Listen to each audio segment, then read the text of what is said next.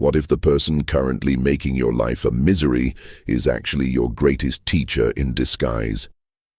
We all have them, the toxic colleague, the critical family member, the person who seems to exist solely to test your patience and push you toward the edge of an emotional breakdown. You try to reason with them, you try to ignore them, or perhaps you explode in frustration, only to regret it later. And that is exactly where you lose. Every time you react to a difficult person, you hand over the keys to your internal kingdom. You are essentially telling them that your peace of mind is something they can turn on and off at their whim. The ancient Stoics understood a truth that most people miss. The problem isn't the difficult person. The problem is your belief that their behavior should be different. Today, we are going to dismantle the psychological traps that keep you stuck in cycles of conflict. We aren't talking about getting along or being nice. We are talking about developing a level of emotional armor that makes you impervious to external chaos. You will learn the specific mechanisms used by the masters of history to remain calm while everything around them burned. If you are ready to stop being a puppet to other people's agendas and finally take full command of your own internal state, type "I am in control" in the comments right now. It is time to stop reacting. It is time to master the art of the unmoved mover. Let's begin. Most people live under the grand illusion that their distress is caused by the actions of others. You think you are angry because your boss was unfair, or frustrated because a partner was disrespectful, or anxious because someone is blocking your progress. You believe that if these people just changed their behavior, your life would be peaceful. This is the root of your slavery. You have outsourced your happiness to people who, quite frankly, do not care about your well-being. The hidden problem is that you are viewing life through the lens of expectation. You expect people to be rational, kind, and fair, and when they inevitably fail to meet these self-imposed standards, you feel wronged. But the Stoics, like Marcus Aurelius, reminded us that we are going to encounter the ungrateful, the arrogant, the deceitful, and the envious. They are not acting out of character. They are acting exactly as people who lack wisdom act. When you expect the sun to shine and it rains, you don't get angry at the clouds. You recognize that weather is part of nature. Yet when you encounter a difficult person, you act as if their toxicity is an anomaly, a personal attack on your reality. You must stop seeing these people as obstacles to your peace and start seeing them as tests of your character. The hidden truth is that the person causing you trouble is actually a mirror. Your reaction to them reveals your own lack of control. If their words can shake you, you are not the master of your house. If their actions can ruin your day, you have surrendered your sovereignty. We often think that by reacting, we are defending ourselves. We argue, we justify, we try to set the record straight. In reality, this is merely an admission of weakness. You are begging for their validation or their recognition of your worth. You are saying, "Please change your behavior so I can feel better." This is the ultimate submission. True power, the kind we discuss in our philosophy, starts when you realize that their behavior is entirely outside your control, but your response is entirely within it. The moment you shift your focus from "Why are they doing this to me?" to "How can I remain composed despite what they are doing?" you stop being a victim and start being a strategist. You are no longer in the arena of their chaos. You are watching it from the balcony of your own reason. Most people spend their lives reacting. Few learn the power of remaining calm, silent, and in control. If something in today's message resonated deeply with you, it's because a stronger version of yourself is trying to emerge. Thousands have already discovered the principles inside the silent power, and many say they wish they had learned them years earlier. +5 exclusive bonuses. The silent power reveals timeless Stoic lessons for mastering emotions, building unshakable confidence, commanding respect without speaking, and developing the mental strength that cannot be broken by criticism, rejection, or adversity. The question is simple: will you continue reacting to life, or start mastering it? Get instant access through the first pinned comment and begin your journey toward true self-mastery today. Now that you see the hidden mechanism of expectation, let's address a catastrophic error that keeps you perpetually trapped: the desperate, burning need to be right. This is the invisible chain that binds you to toxic people. You believe that if you can just explain your side clearly enough, or point out their hypocrisy effectively, or prove their logic is flawed, they will finally apologize, change, or back down. This never happens. The rightness syndrome is a trap. When you engage with a difficult person solely to prove them wrong, you are entering their playground, and they have been playing there their entire lives. They don't want truth. They want conflict, or they want to feel superior, or they want to bait you into an emotional explosion so they can play the victim. By trying to win the argument, you are actually sacrificing your own tranquility to fight for an outcome you have zero control over. Epictetus warned that you cannot learn that which you think you already know. By obsessing over being right, you are closing the doors to your own growth and keeping yourself stuck in a loop of frustration. Consider this: does their opinion of you change the facts of your reality? Does the fact that they are wrong, or mean, or ignorant change your character? Of course not. But when you fight for rightness, you are signaling that your internal peace depends on their admission of your validity. That is a massive mistake. You are looking for validation in a wasteland. Stoicism teaches us to let go of the need for external confirmation. If you know the truth, you don't need to shout it from the rooftops. If you are acting with virtue, you don't need a witness. The error here is the belief that conflict is something to be solved. Some people, some situations, and some toxic environments are not meant to be solved by you. They are meant to be navigated around. When you try to fix a difficult person, you are trying to bend the world to your will. This is the definition of arrogance. You are not their judge, their jury, or their therapist. The more you fight for rightness, the more you become like the person you are arguing with. You become aggressive, you become resentful, and you lose your clarity. Instead, adopt the strategy of the observer. When someone starts spewing negativity, don't dive into the mud with them. Stand back. Ask yourself, what value does this conversation actually provide? If the answer is none, walk away, either physically or mentally. Refusing to play the game is the most powerful move you can make.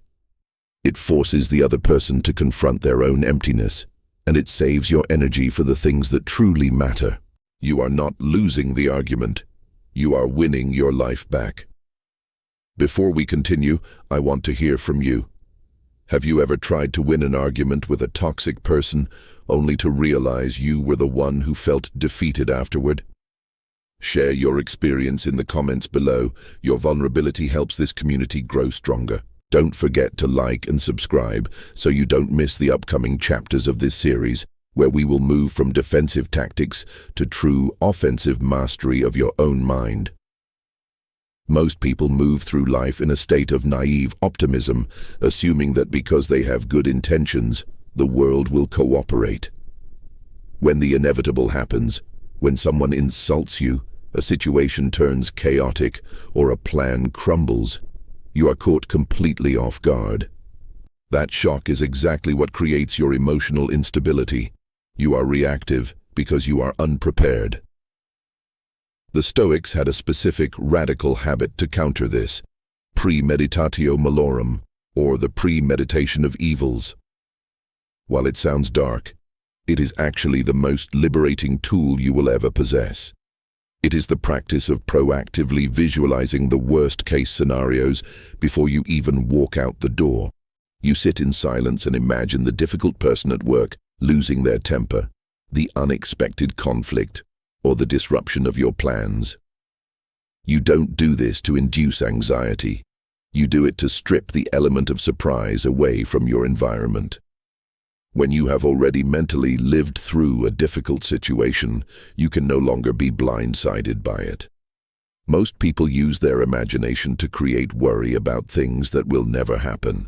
You use this habit to build armor for the things that might. If you have already visualized a difficult person acting in their usual toxic way, their behavior loses its power to surprise you. You remain calm because, in your mind, you already predicted this exact outcome. You are no longer a victim of their chaos. You are an observer of a scenario you have already processed. This habit creates a gap between the event and your response. In that gap lies your freedom. Without this practice, the stimulus, the toxic comment, and your response, the emotional explosion, are fused together. They happen simultaneously, but by visualizing these scenarios daily, you insert a buffer. You see the insult coming, you acknowledge it as a known event, and you choose your response instead of having it dictated by your nervous system. It is a form of emotional inoculation. Just as a vaccine introduces a weakened version of a virus to build immunity, premeditatio malorum introduces a mental representation of difficulty to build fortitude. When the actual moment arrives, you are not rattled, you are prepared. You look at the difficult person and think, yes, this is exactly what I expected. Because you expected it, you cannot be hurt by it. This is the secret to appearing unshakable. People who are easily offended, triggered, or derailed are simply people who have not done the work of preparing their minds. They live in a fantasy where everyone should be nice, and when that fantasy breaks, they shatter. You, however, operate in reality. You know the world is full of conflict, and you are ready for it. Does this shift the way you look at your daily challenges? It turns your entire day into a training ground rather than a battlefield you're losing. If you've never practiced this, start tomorrow morning. Spend 5 minutes in total silence, visualizing the most difficult person you interact with, and decide in advance how you will respond with stillness, not with reaction. Tell me in the comments, what is one situation or person you are going to pre-prepare for tomorrow? By typing it out, you are committing to the discipline of the Stoic warrior. Hit that like button if you're ready to stop being caught off guard, and make sure you're subscribed. Because in the next chapter, we are going to dive deep into the dark psychology that drives these difficult people, a truth most people are too afraid to face. You've learned that the need to be right is a trap, and you've begun the practice of mental preparation. But there is a darker layer we must peel back. The actual psychological mechanism behind why difficult people target you. Why do they push your buttons? Why does it feel like they have a radar for your insecurities? The answer isn't that you're a magnet for disaster. It is that you are, perhaps unknowingly, a participant in a psychological game of bait and react. In psychology, there is a concept known as emotional contagion. Humans are biologically wired to mirror the emotional states of those around them. If someone approaches you with high-intensity hostility, your mirror neurons fire, and your body immediately prepares to either fight or flee. Difficult people, often subconsciously, exploit this. When they act out, when they criticize, or when they create drama, they are casting a line. They are looking for a bite. If you react with anger, defensiveness, or hurt, you have taken the bait. You have validated their behavior by showing them that they have the power to alter your internal state. Understand this. A person who is at peace with themselves does not feel the need to disturb the peace of others. When someone is constantly difficult, they are often projecting their own internal chaos, inadequacy, or resentment onto you. They aren't trying to fix a problem. They are trying to regulate their own nervous system by making you just as agitated as they are. By getting a reaction out of you, they temporarily distract themselves from their own unhappiness. You are essentially being used as a venting vessel for their repressed frustration. The Stoic approach to this is a radical act of psychological decoupling. You must realize that when someone tries to bait you, they are not actually talking to you. They are talking to their own demons. They are shouting at a ghost of their own making. When you realize that their outburst is not a reflection of your worth, but a confession of their own struggle, the emotional sting vanishes. You stop feeling attacked and start feeling, for a brief moment, a sense of detached pity for their lack of self-control. This is the Stoic shield. It is the ability to see the bait for what it is, an attempt to siphon your energy, and choose to leave it on the hook. When they expect you to explode, you remain calm. When they expect you to defend, you offer a neutral acknowledgement.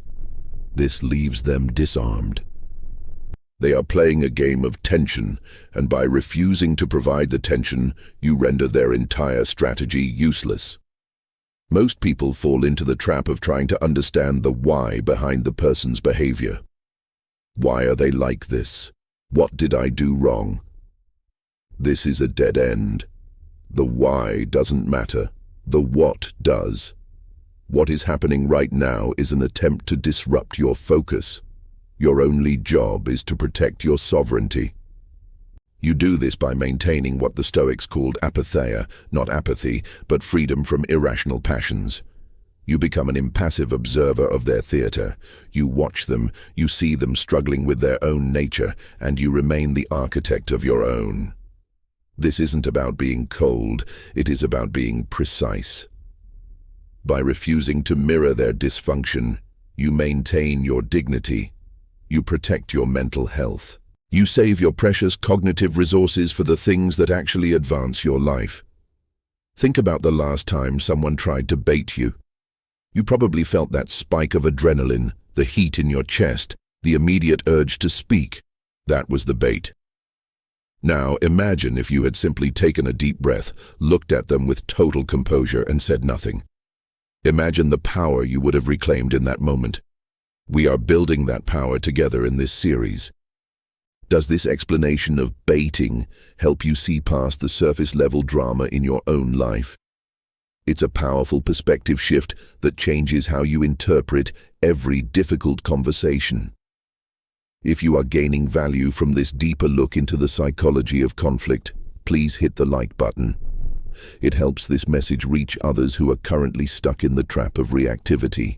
Also, leave a comment below, "I am the observer," to signal your commitment to decoupling your peace from other people's chaos. Make sure you are subscribed, because in the next chapter, we are going to look at the historical figures who mastered this, and how they turned their greatest enemies into their most important teachers. 5 viral title options. Stoic Legends, How to Turn Your Worst Enemies into Teachers. The Secret Lesson of Marcus Aurelius, Transforming Conflict into Power. Why Stoics Welcomed Difficulty, and You Should Too. The Unshakable Mindset. What history's greatest Stoics never told you. From Victim to Victor. The Ancient Stoic Strategy for Conflict Thumbnail, Phrase Options. They are your teachers. Stop fighting. Start learning. The Stoic Advantage. Turn chaos into growth. The Master's Secret SEO Description. Why do some people crumble under pressure while others thrive? Discover the Stoic secret to turning your greatest enemies and most difficult situations into your most valuable teachers. Learn from the lives of Marcus Aurelius and Epictetus how to master conflict and reclaim your internal peace. Stoicism, Emotional Mastery, Self-Development, Inner Peace, Wisdom. Chapter 5, The Master's Classroom, Turning Enemies into Mentors. We have explored the psychological traps, the necessity of silence, and the power of preparation. Now, we must look at the most counterintuitive lesson in all of Stoic philosophy, the deliberate transformation of your enemies into your most valuable mentors. In the modern world, when someone opposes us, we label them a nuisance, a threat, or a villain.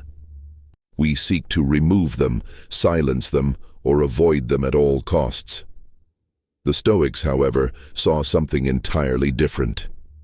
They viewed every difficult person as an instructor in the gymnasium of the soul. Consider Marcus Aurelius, the Roman emperor. He spent nearly half of his reign at war, surrounded by political intrigue, betrayal, and people who actively worked against his agenda. If anyone had a reason to complain about difficult people, it was him. Yet in his meditations, he writes that he must not be angry with them because they are his kin, not by blood, but by shared human nature. He realized that their ignorance of what is truly good and evil was the very thing that made them act poorly. He didn't see them as obstacles, he saw them as people who simply didn't know better. By labeling someone an enemy, you automatically place yourself in a position of weakness. You have decided that this person has the power to define your reality. You have given them the status of a judge. But what if you changed the framing? What if you viewed every insulting comment, every act of sabotage, and every attempt to provoke you as a direct, free session of training? When someone is rude to you, they are teaching you patience. When someone is dishonest, they are teaching you the value of truth. When someone is chaotic, they are teaching you the necessity of composure. They are mentors who are being paid in their own misery to coach you toward your own excellence. They are putting pressure on your character, and pressure is exactly what is required to turn carbon into diamonds. The story of Epictetus is perhaps the most striking example. Born into slavery, he was treated with unimaginable cruelty. His master once twisted his leg so severely that it remained crippled for life. A weaker mind would have become bitter, vengeful, and broken. Instead, Epictetus used his master's cruelty to master his own mind. He realized that while his master owned his body, no one could own his will. He looked at his difficult person and found the ultimate lesson. Internal freedom is absolute, even in the most restricted circumstances. He turned his chains into a classroom. You have the same capacity. The next time you are faced with a person who pushes your buttons, do not ask, "Why is this happening to me?" Ask, "What character trait is this person forcing me to develop right now?" If they are impatient, you are being trained in endurance. If they are arrogant, you are being trained in humility. This shift is not just a clever way to think, it is a total change in the power dynamic. When you see an enemy as a mentor, you stop feeling like a target, you start feeling like a student. You stop reacting with anger and start observing with clinical interest. You are no longer losing your day to their toxicity, you are gaining wisdom from their behavior. You are essentially mining their darkness for your own light. This is the ultimate Stoic hack. By reclassifying your enemies, you take away their ability to hurt you. They can try to bother you, but they can't bother you without your permission. Once you realize they are there to help you grow, you actually become grateful for the challenge. You stop wanting them to leave and start focusing on how much stronger you are becoming because of them. Does this change the way you view the people who test your patience? It is a massive leap from being a victim of circumstance to being a master of your own growth. This is how you stop being a casualty of life and start becoming a student of it. If this perspective hit home for you, smash that like button. It helps us get this message of strength out to people who need it right now. And leave a comment below. My enemies are my teachers to claim your new mindset. Make sure you are subscribed, because in the next chapter, we are going to get practical. We are going to move from theory to execution with a specific daily exercise that will force you to become the calmest person in any room. Chapter 6. The practice of strategic silence, your daily exercise. We have explored the psychology, the history, and the mindset. Now it is time for the anvil. You cannot think your way into a new life, you have to act your way into it. Most people fail to change because they lack a concrete mechanism to handle the heat of the moment. They have the why and the what, but they lack the how. Today, we are going to bridge that gap with a practice I call Strategic silence. Strategic silence is not about being mute. It is about reclaiming the gap between stimulus and response. Viktor Frankl, a psychiatrist and Holocaust survivor, famously noted that between stimulus and response, there is a space. In that space lies our freedom and our power. Your goal is to expand that space until it becomes your natural state of being. Here is your daily exercise. For the next 7 days, you will implement the 3-second rule. When someone says something to you, whether it is a critique, a baiting comment, a demand, or a piece of bad news, you are forbidden from responding immediately. You must physically pause, take a single slow breath, and count to 3 in your mind. Why 3 seconds? Because the reactive, impulsive part of your brain operates on a hair trigger. It wants to protect your ego, defend your position, and release the tension of the moment by speaking. By forcing a 3-second delay, you effectively starve the impulse. You move the decision from the amygdala, the reactive center of your brain, to the prefrontal cortex, the seat of reason and logic. During these 3 seconds, you are not waiting to speak. You are observing. Ask yourself 3 questions internally. Is this true? Is it necessary? And, does my response serve my long-term growth? Most of the time, the answer to all 3 will be no. In those instances, you offer nothing but a calm, neutral nod or a brief, "I see." You do not justify, you do not explain, you do not argue, you simply hold your space. This exercise will feel uncomfortable. You will feel a physical sensation of pressure, a pull to say something to break the tension. That is the feeling of your old self, your reactive self, trying to survive. Let that feeling be there. Do not try to make it go away. Recognize it as the friction of change. When you choose not to speak, you are effectively dismantling the neural pathways that have kept you trapped in reactivity for years. This is a form of mental weightlifting. Just as a muscle requires resistance to grow, your character requires the resistance of the unsaid to strengthen. By withholding your words, you are practicing self-mastery. You are showing yourself that you are not a slave to your thoughts or the environment. You are the architect of your own atmosphere. Do this in your emails. Do this in your meetings. Do this in your home. Do this with the people who know exactly which buttons to push. They will be confused. They will keep pushing, expecting the same old reaction, but they will be met with a wall of calm. You will find that most difficult situations dissolve when you stop feeding them with your own nervous energy. Conflict requires 2 people to keep the fire burning. If you stop throwing logs on the pile, the fire eventually goes out. You are training yourself to be the most composed person in any room.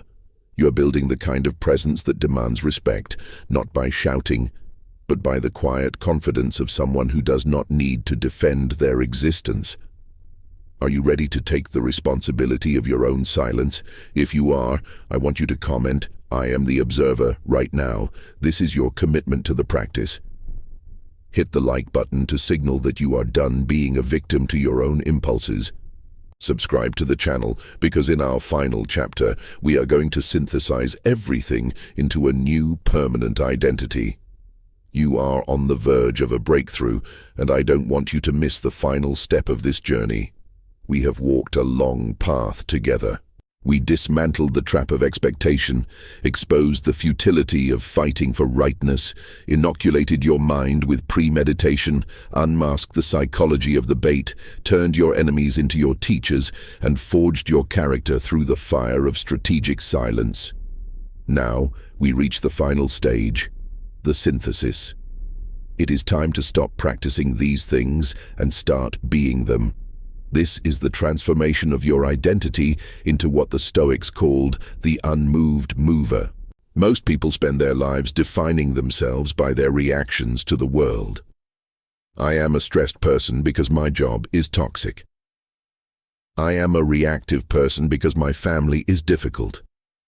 You have been using external circumstances as your biography.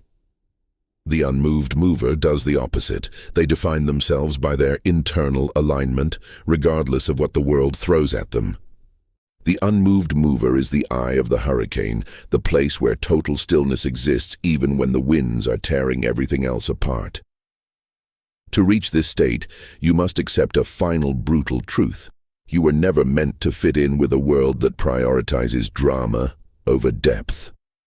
You were never meant to be understood by those who benefit from your reactivity. Your new identity is that of a sovereign soul. A sovereign soul doesn't look at the world to ask for permission to be calm. A sovereign soul brings the calm to the world. When you enter a room filled with conflict, you are no longer the one being affected. You are the one affecting the room. Your presence, your silence, and your composure act as a grounding rod, absorbing the chaos and replacing it with reason. Think of the Stoic sages. They weren't hermits living on a mountain. They were advisors, politicians, and philosophers living in the heart of the world's most chaotic empire. They held the highest offices, yet they maintained the inner stillness of a monk. You can do the same.